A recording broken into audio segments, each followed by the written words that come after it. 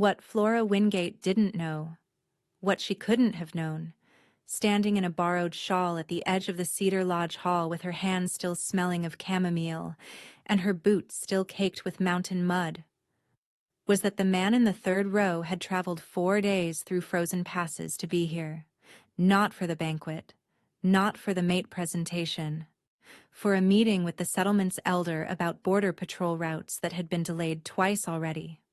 The banquet was incidental. A provincial tradition he'd been told would last an hour, maybe 2. He'd taken a seat in the third row because the first 2 were reserved for local lords, and he hadn't corrected anyone when they'd assumed he was a passing merchant. She didn't know any of that.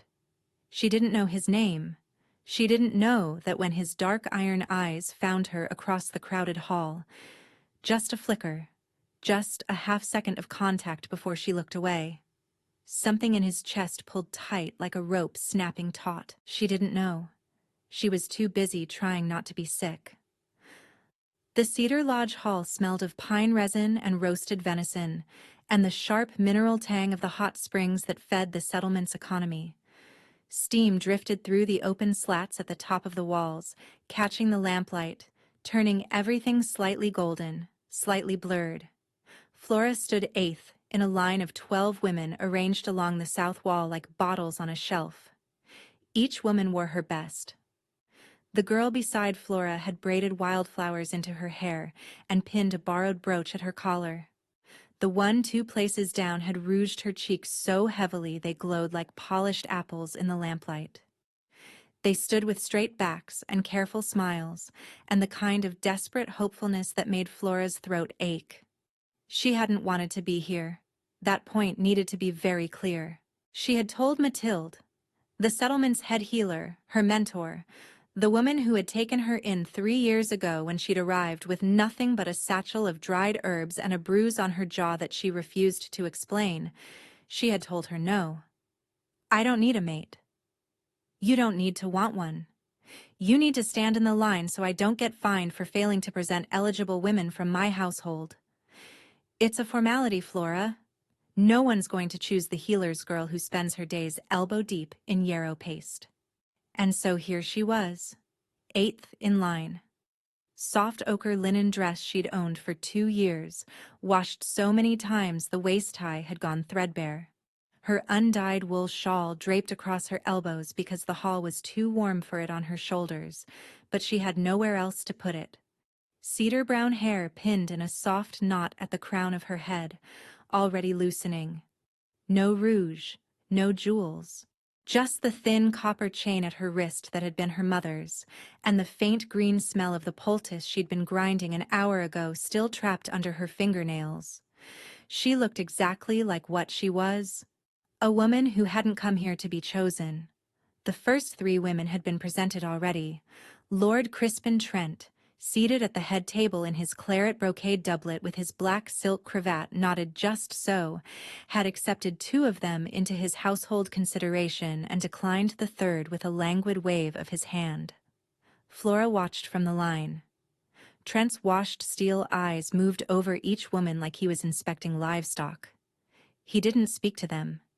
He spoke about them, to the settlement elder beside him, as if the women were objects whose merits needed to be debated by the people who would own them. Her stomach turned. 4th in line, 5th, 6th. The woman ahead of Flora, a blacksmith's daughter with strong arms and a determined jaw, was accepted with a nod. 7th. And then the elder called her forward. Flora Wingate, apprentice to the healer Mathilde, presented for consideration. She stepped forward. She kept her chin level. She did not look at the floor. Lord Trent turned his washed steel eyes on her. The silence stretched.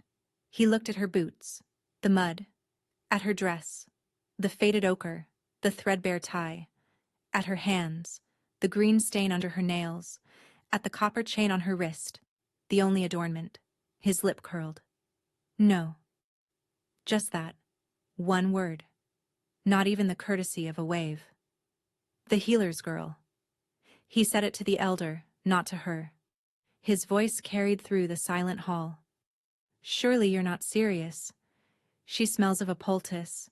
She's dressed like a scullery worker, and I doubt she's ever attended a formal gathering in her life. He adjusted his onyx ring. I said no. Next.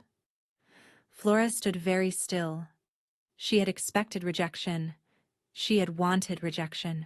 She had dressed plainly and stood at the back of the line specifically so this would happen, so she could return to Mathilde's workshop and say, I told you no one would choose me, and go back to her chamomile and yarrow and the quiet rhythm of a life she had built from nothing. But she hadn't expected it to feel like this.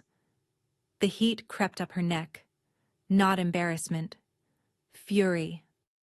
A deep, scouring fury that someone could look at another person and reduce them to the state of their boots, the smell of their work, the threadbare spots on their dress. She opened her mouth, and a chair scraped back. Third row, left side. A man stood.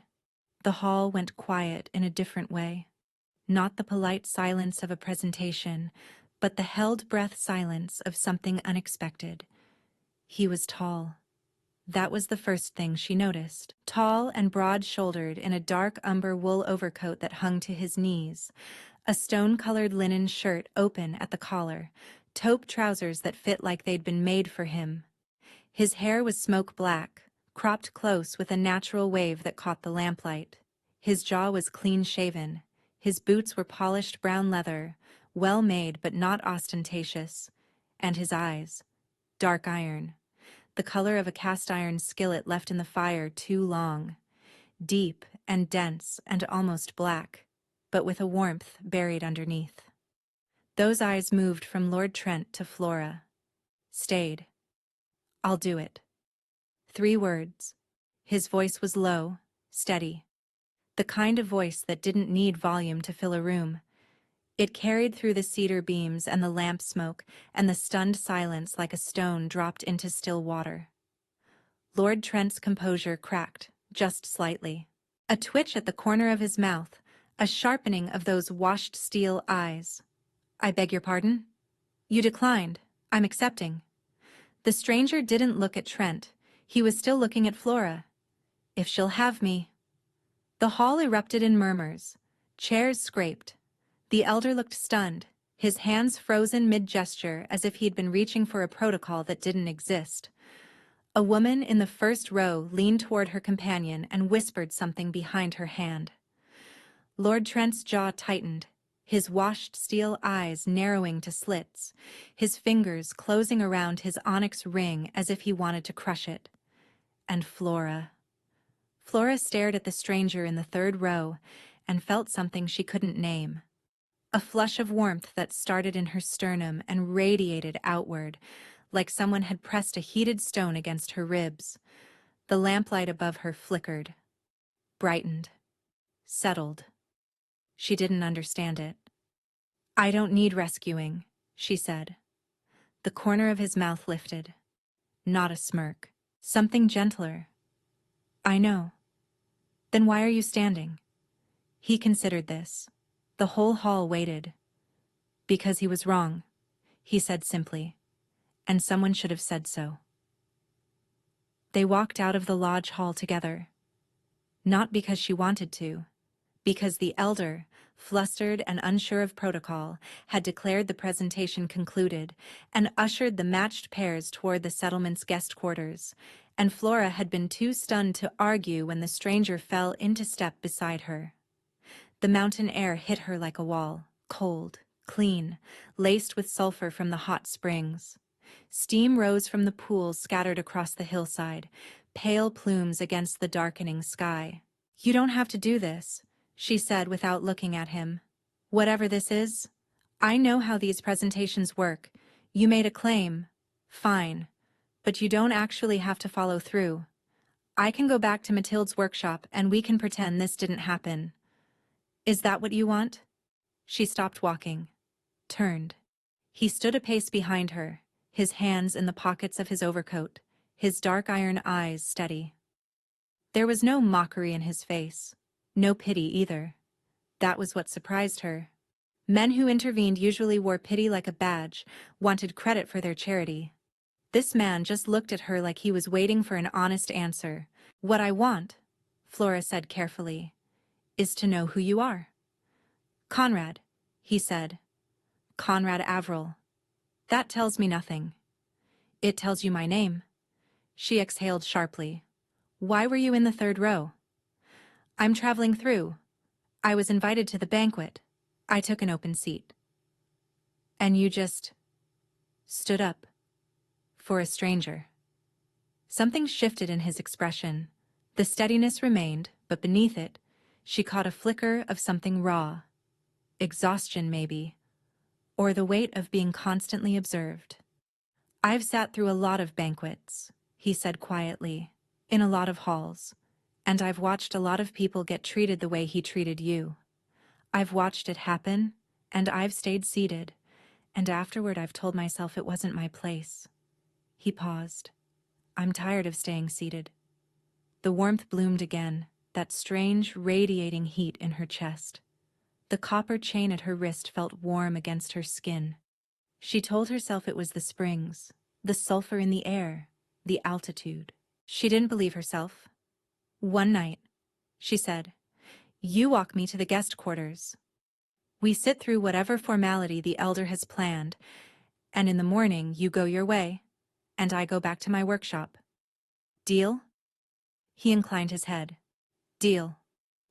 They didn't make it to the guest quarters. The path forked. Left toward the quarters, right toward the upper springs. The ones the settlement reserved for visitors during the cold months, when the pools steamed so thick you could barely see the stars through the mist. Flora went right without thinking. She'd walked this path 1,000 times. It led past the old mineral pool she used to collect sulfur deposits for her poultice work. Her feet knew it, the way her hands knew the shape of a mortar and pestle, the way her nose knew chamomile from lavender in the dark. She realized her mistake when the path narrowed and Conrad was still beside her. "This doesn't lead to the quarters." "I know." She hesitated. I needed air. Real air. Not lodge hall air." He said nothing, just walked beside her. The mist thickened as they climbed. The pools appeared, first small ones, shallow and moss-edged, then deeper ones carved into the mountainside like bowls scooped from stone. Steam curled off the surface of each one, rising into the cold night air, catching the moonlight. They reached the upper pool, the one Flora called hers, though it belonged to no one. A wide, still basin of mineral blue water set into a natural shelf of dark stone, surrounded by low pines whose branches were permanently damp from the rising steam. Stars overhead, visible through the shifting mist in bright, blurred patches. Flora sat on the stone edge and pulled off her boots, set her feet against the warm rock. Conrad sat beside her, not close, a careful arm's length between them. "Can I ask you something?" he said. "You're going to anyway?"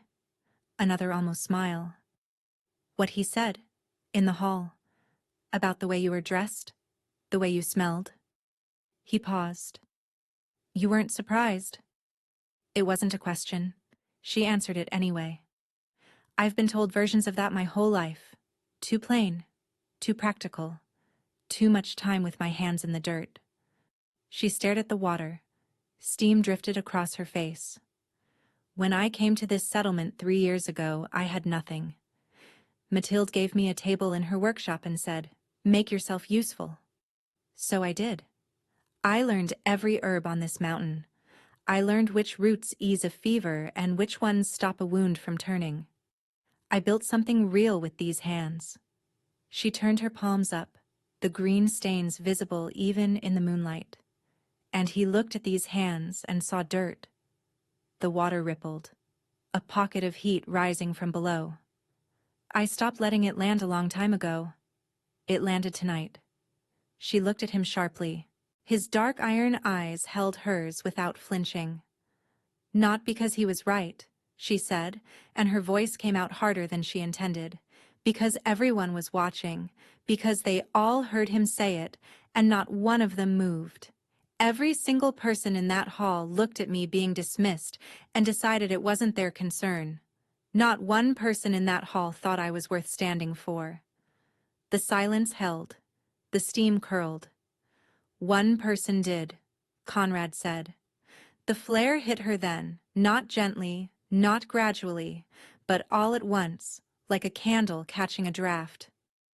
Warmth flooded through her so suddenly she gasped. Her skin prickled. The copper chain at her wrist went hot, not painful, but unmistakable.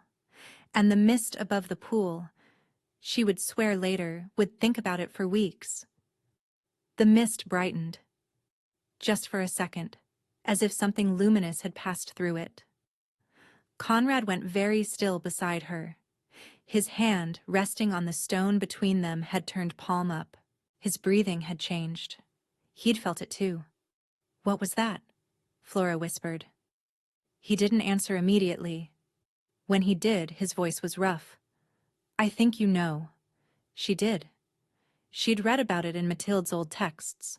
The bond flare, the recognition, the heat that moved between two people whose wolves had identified each other before their minds had caught up. She'd cataloged the symptoms in neat handwriting in her herbalist's journal. She'd never expected to feel them. "That doesn't mean anything," she said, but her voice was thin. "It doesn't have to mean anything tonight." She looked at him. Really looked. Past the overcoat and the steady voice and the controlled calm. Underneath, she could see it now. The tiredness in the lines around his eyes. The careful way he held himself, as if relaxing fully would cost something he couldn't afford. "You're not a merchant," she said. "No. Who are you?" He held her gaze. In the mist, in the half-dark, with the mineral water steaming between them and the stars blurring overhead, he looked less like a stranger and more like someone she had been waiting for without knowing it. "Ask me tomorrow," he said. "Tonight, I'm just the man who stood up." She should have pushed. She should have demanded an answer. Instead, she sat beside him on the warm stone and let the silence hold. And when his fingers brushed hers, just barely, just the edge of his knuckle against the edge of her hand, the flare pulsed again, softer this time, and neither of them pulled away. She found out in the morning, not gently. Flora had risen early, made her way to the lodge hall's kitchen to help Mathilde prepare a tonic order, and was elbow-deep in a basin of crushed elderflower when the settlement elder burst through the door looking like he'd swallowed a wasp. "The Alpha King," he sputtered. "The man in the third row, the one who stood for you. Do you know? Do you have any idea?" Flora's hands went still in the basin. "His name is Conrad Avril. He is the Alpha King of the Northern Territories. He traveled here for a border meeting. He was attending the banquet as a courtesy." The elder's face was the color of raw beet. "And you let him sit on a rock by the hot springs like a common traveler." The elderflower paste dripped between Flora's fingers. Her mind went very quiet. Alpha King. The man who had said, "I'll do it," in a voice so steady it had stopped a room. The man who had walked beside her in the dark without asking for anything. The man whose fingers had brushed hers on the warm stone while the mist brightened around them like something out of Mathilde's oldest stories. Alpha King. Not a merchant, not a traveler. The most powerful man in the Northern Territories, sitting in the third row of a provincial lodge hall in a wool overcoat with no insignia, letting her talk about invisibility while he held the weight of an entire kingdom in the hands she'd almost reached for. She felt the fury before she felt the hurt. The hurt would come later. She could feel it waiting at the edges, patient and sharp. But the fury came first, roaring up through her chest like a brush fire. Because of course he hadn't told her. Of course the one person who had made her feel seen in a room full of people looking through her had been hiding the most fundamental truth about himself. She wiped her hands on her apron and walked out of the kitchen. She found him on the path above the springs. He was standing at the overlook, his dark umber overcoat open against the morning chill, his smoke-black hair damp from the mist. His gold lapel pin caught the early light, and now she knew what it was. Not decoration, insignia. He turned when he heard her boots on the gravel. Flora, don't. She stopped 6 paces away. Her river-green eyes burned. You sat there last night and let me talk about not being worth standing for, and you didn't think to mention that you're the Alpha King? Would it have mattered? Of course it would have mattered. Why? The question stopped her. Not because it was unfair, because it was exactly right, and she didn't have an answer that wouldn't prove his point. He took a step closer. Just one. If I had told you, he said, his voice careful, measured, you would have stopped talking to me. You would have pulled your shawl around your shoulders and called me your majesty and sat 3 feet farther away on that stone, and I would have lost the only honest conversation I've had in months. That's not... It is. His dark iron eyes were steady, but she could see it now. The rawness beneath the calm. He wasn't defending himself. He was telling the truth, and it was costing him. Everyone I meet sees the title first, the crown, the territory, the power. They don't see me. They see what I can give them, or what I might take. He paused.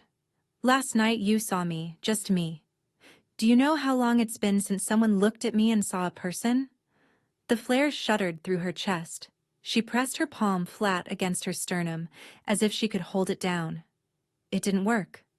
The warmth spread through her like sunrise, and his breath caught in response.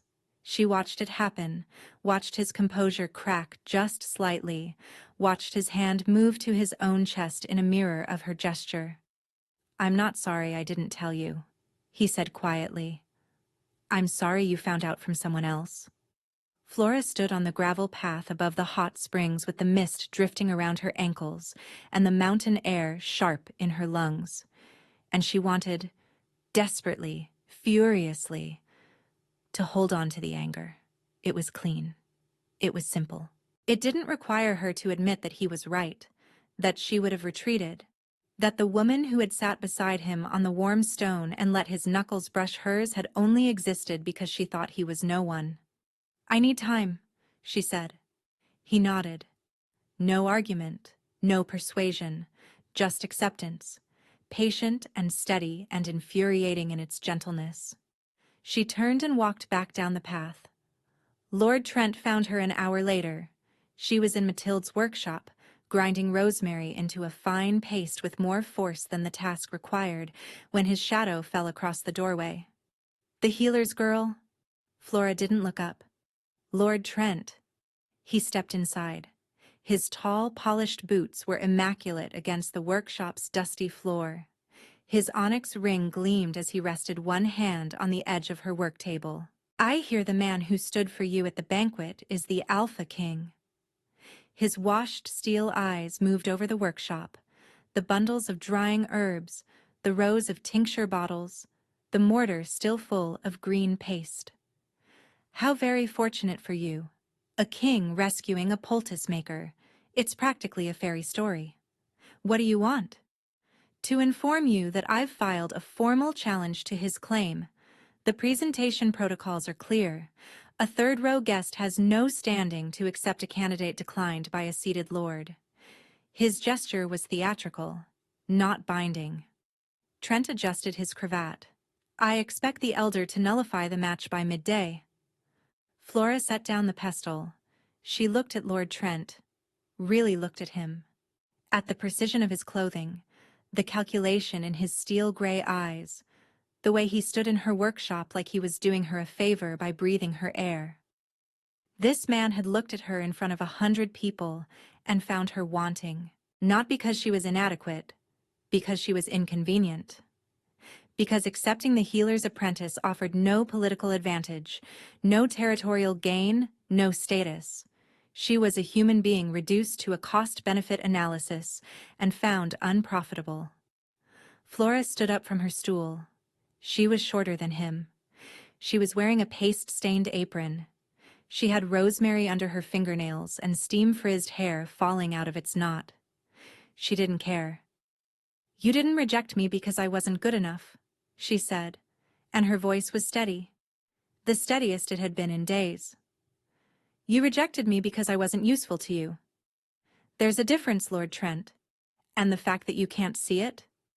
That you walked into a healer's workshop to gloat about nullifying the one person who did see it, tells me everything I need to know about you." Trent's expression didn't change, but his hand, the one resting on her table, tightened. "You should be thanking me," he said coolly. "I'm saving you from an entanglement far above your station." "My station?" Flora almost smiled. "You still think that matters. You still think the measure of a person is whether they're useful to a lord in a brocade doublet." She picked up her pestle. "I've set broken bones in this workshop. I've brewed tonics that brought children through fevers that should have taken them. I've held the hands of people who were terrified and told them it would be all right, and I meant it, and I was right. That is my station, Lord Trent, and it's higher than yours." She met his washed steel eyes without blinking. "Get out of my workshop. And if you file that challenge, I hope the Alpha King makes you stand in a line and wait while someone decides whether you're worth the trouble." Trent stared at her for a long, tight moment. Then he turned and left without another word. Conrad was waiting outside, not at the door, farther back, leaning against the stone wall of the adjacent bathhouse with his arms crossed and his dark iron eyes fixed on the workshop entrance. He'd heard the whole thing. She could tell by the way he was looking at her. Not with surprise, not with protectiveness, but with something quieter and more devastating. Recognition. "You didn't need rescuing," he said. "I told you that." "I know. I believed you then." He pushed off the wall. "I believe you more now." She should have walked past him. She should have gone back to her rosemary and her paste and her workshop and the safe, small life she had built out of herbs and silence. Instead, she stood there, and the flare moved through her like a tide. Warm, insistent, undeniable. His skin seemed to catch the morning light differently, a faint luminescence at his jaw, his throat, the open collar of his stone-colored shirt. The same glow she'd seen in the mist last night, except now she understood what it was. "He filed a challenge," she said, "to nullify your claim." "I know. What are you going to do?" Conrad looked at her. The controlled calm was still there, but underneath it, she could see the man from the stone ledge, the one who was tired of staying seated, tired of being seen as a title, tired of sitting in third rows while people were humiliated in front of him. "That depends," he said, "on whether the claim is something you want." It was the same question, reframed. Not do you want to be rescued? Not do you need a king? But simply, do you want this? Whatever this is? This warmth, this pull, this terrifying recognition that started in the third row of a cedar lodge and hasn't stopped since? Flora looked at the Alpha King standing against the bathhouse wall in the mountain morning, waiting for her answer without assumption or pressure, and she felt the last wall crack. "Don't nullify it," she whispered. He closed the distance in 2 strides. His hands found her face. Both hands. Warm, careful, thumbs tracing the line of her cheekbones. She felt the flare ignite between them, a surge of heat that made the air shimmer. His forehead touched hers. She closed her eyes. Flora. Her name in his mouth like a vow. He kissed her. Not desperately. Not hungrily. Slowly. With the deliberate care of a man who had spent a long time wanting to be close to someone and being afraid it would be taken away. His lips were warm against hers, and the taste of him was mineral water and mountain cold, and something underneath that was just him. Just Conrad, stripped of title and territory, and the careful armor of composure. The flare sang through every point of contact, his palms on her face, her hands gripping the front of his overcoat, her mouth against his. She felt it in her pulse, in the heat that spread from her sternum to her fingertips, in the way the morning light seemed to bend around them like they were standing in the center of something bright and ancient and impossibly patient. She kissed him back, fiercely, with the full weight of every moment she had spent being overlooked and the singular, staggering shock of being seen. When he pulled back, his dark iron eyes were bright in a way that had nothing to do with the lamplight. Bright in the way she'd seen the mist glow above the pool, from the inside out. "I didn't stand up because you needed saving," he said, his voice rough. "I stood up because when he looked at you like you were nothing, something in me knew you were everything, and I couldn't sit there and let that go unchallenged." Flora pressed her forehead against his jaw, breathed, let the warmth hold her. "You should have told me who you were," she murmured. "I know. I would have been terrified." "I know that too." She pulled back enough to look at him, river green eyes into dark iron. "I'm still terrified." He brushed a loose strand of cedar brown hair from her face. "So am I." "Good." She almost smiled. "Then we're starting even." 3 months later. The mist pool looked different in late spring. The steam was thinner. More gauze than curtain, more suggestion than concealment. The pines around the basin had put out new growth, bright green tips on every branch, and the mineral blue water reflected a sky that was wider and bluer than the winter one Flora remembered. She sat on the same stone ledge, same spot. But everything else had changed. Her dress was new. Not finer, just new. She'd made it herself from a bolt of soft green linen Conrad had brought from the northern markets, and she'd cut it in the same simple style she'd always worn because she liked her clothes to let her move. The copper chain was still at her wrist. Some things didn't need changing. Conrad sat beside her. No overcoat tonight, just his shirt, sleeves rolled to the forearms, his gold lapel pin tucked in his trouser pocket because she'd told him once that she liked him better without insignia. He'd laughed when she'd said it. A real laugh. The kind that cracked his composure wide open and made him look younger, lighter, like the weight he carried had been set down even if just for a moment. He laughed more these days. She noticed it the way a healer notices a patient getting stronger, in small increments, in the color returning to something that had been pale for too long. The border patrol routes were settled. The settlement was thriving. Flora's herb workshop had expanded into a proper apothecary, funded by Crown resources but run entirely by her and Mathilde. Lord Trent's challenge had been dismissed within a week. He'd left the settlement the next day, and Flora hadn't thought about him since. Well, almost never. "Do you remember what you said?" she asked.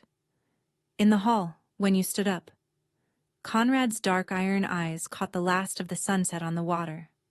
"I said I'll do it." 3 words. Flora leaned into his shoulder. 3 words, and you ruined my entire plan to be invisible. His arm came around her, warm, steady. The flare hummed between them, quieter now, gentler, less like a spark and more like a hearth. It didn't startle her anymore. It felt like home. "You were never invisible," he said against her hair. "Not to me, not for 1 second." She tilted her face up. The mist drifted between them, pale and luminous in the fading light, and she thought of the night they'd sat here as strangers. The careful distance, the almost touch, the single brush of knuckles that had changed everything. "Conrad." "I would have chosen you," she said quietly. "Even if you'd told me, even if I'd known. I would have been terrified, and I probably would have run, and you would have had to chase me across half the mountain." She pressed her palm flat against his chest, felt his heart beating steady beneath her hand. "But I would have chosen you." He turned his face into her hair. She felt him breathe, slow, deep, the breath of a man setting down something heavy. "You chose me anyway," he said. "That's enough. That's everything." The mist rose around them, thin and bright, catching the first stars as they appeared one by one above the mountain. The pool steamed gently. The pines dripped. Somewhere below, the settlement was settling into evening. Lamps flickering on in workshop windows, the faint sound of someone playing a fiddle in the lodge hall, the smell of cedar smoke drifting up the hillside.